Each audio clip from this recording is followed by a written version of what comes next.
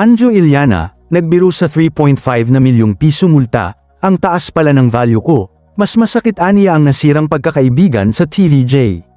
Sa kabila ng kinahaharap na legal na issue, nagawa pa ring magbiro ng veteranong aktor at TV host na si Anjo Iliana matapos siyang atasan ng korte na magbayad ng peso 3.5 milyong danyo sa TVJ Productions, Incorporated. Kaugnay ng kasong isinampa laban sa kanya dahil sa mga naging mapanirang pahayag laban sa Itbulaga. At sa mga host nito, sa panayam bago ang Maddox Jewelry Fashion Show 2026 na ginanap sa EDSA Shangri-La Hotel sa Mandaluyong City. Sinabi ni Anjo na tinatanggap niya ang naging desisyon ng korte, bagamat aminado siyang nabigla siya sa laki ng halagang kailangan niyang bayaran.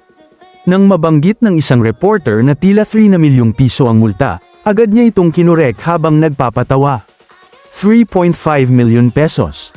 Huwag mong ibaba ang value ko, 3.5 million pesos, biro ni Anjo.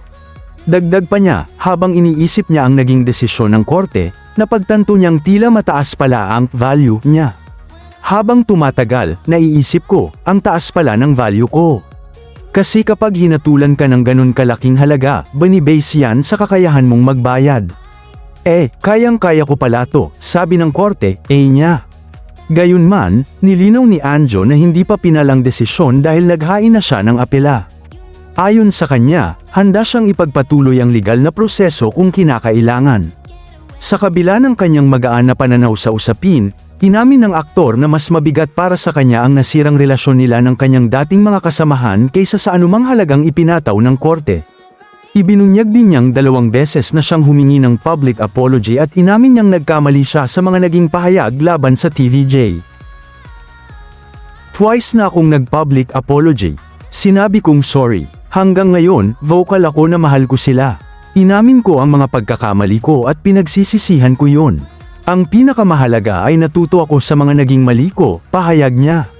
Ayon kay Anjo, ang pinakamalaking hiling niya ngayon ay hindi ang mabawasan ang multa o mapawalang sala sa kaso, kundi ang sana'y mawala na ang sama ng loob at galit ng kanyang dating mga kasamahan.